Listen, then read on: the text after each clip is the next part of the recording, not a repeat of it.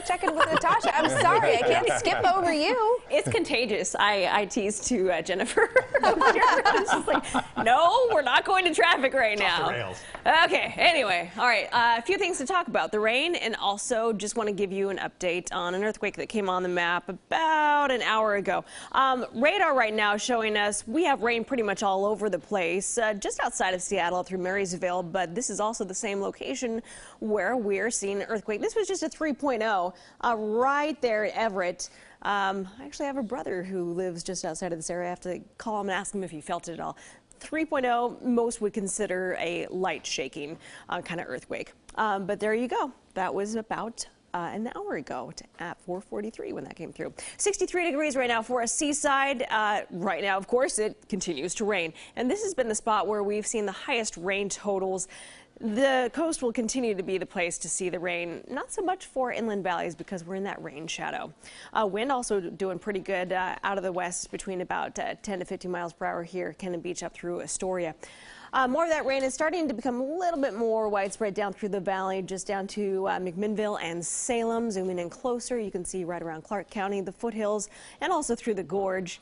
That's where the rain is sticking around, but it's the light variety. Your temperature in Portland is now 74.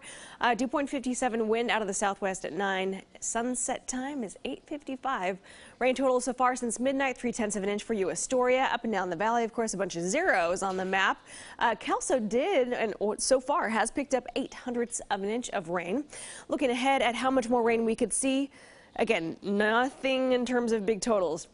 This is really light stuff. I doubt we'll even get anything to measure up and down the valley. Of course, in the western slopes here, the Cascades, perhaps an additional 1/10 of an inch. Same for you at the coast.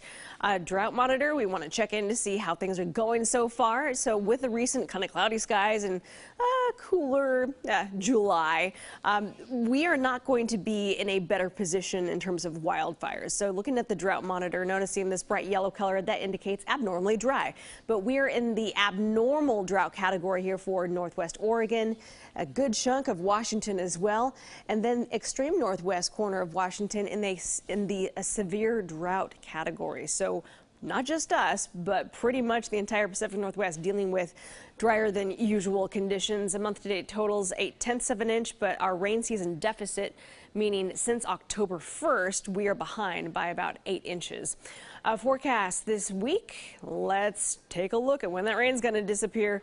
By midday tomorrow, your lunch hour, you're thinking about going outside, and it should be dry by then. Still a few clouds in the mix.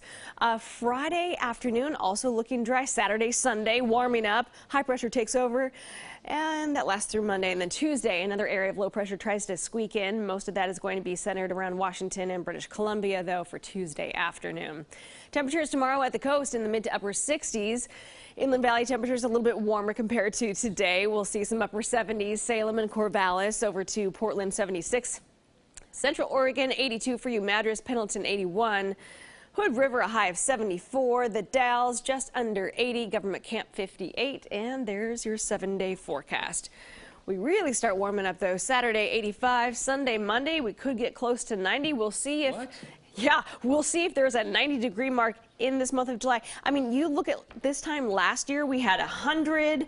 Yesterday would have been 92. Today would have been 91. That was this time last year. So Sunday or Monday, if we hit 90, that'll be our first 90-degree temperature for the month of July. The first one. Can you believe that? Okay, it's finally here. Yes. Thanks, Natasha.